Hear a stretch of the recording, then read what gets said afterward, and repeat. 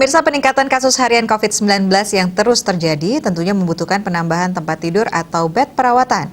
Namun penambahan bed harus dibarengi dengan penambahan SDM tenaga kesehatan.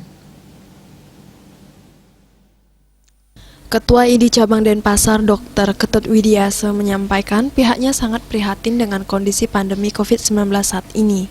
Peningkatan kasus semakin hari semakin tinggi dan ditambah dengan gejala yang ditemukan semakin bervariasi yang cenderung ke golongan sedang sampai berat. Hal ini membuat pihaknya sangat khawatir.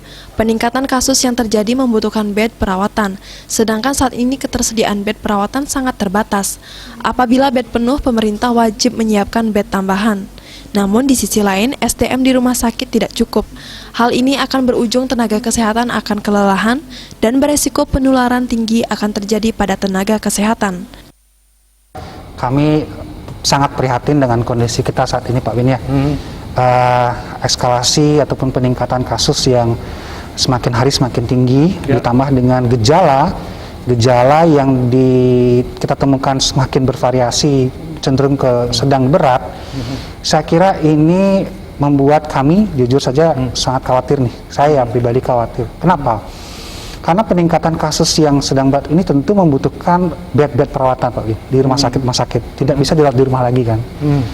Nah, sedangkan kita memiliki kapasitas bed perawatan itu terbatas gitu. Nah, lalu kemudian kedua, dampaknya apa ketika itu penuh? Satu, tentu ada ada kewajiban nih pemerintah ya menyiapkan bed-bed tambahan.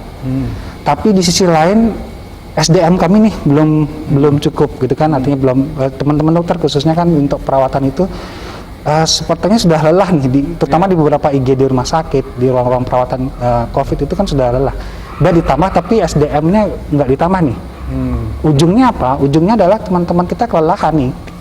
Kalau lelah fisik, lelah mental, imunitas menurun. Nah, disitulah risiko-risiko yang mungkin akan lebih tinggi penularannya kepada teman-teman dokter khususnya dan juga tenaga kesehatan lainnya. Saya kira kita prihatin lah dengan kondisi ini. Pendek kata, tambahan sarana dan prasarana dilakukan.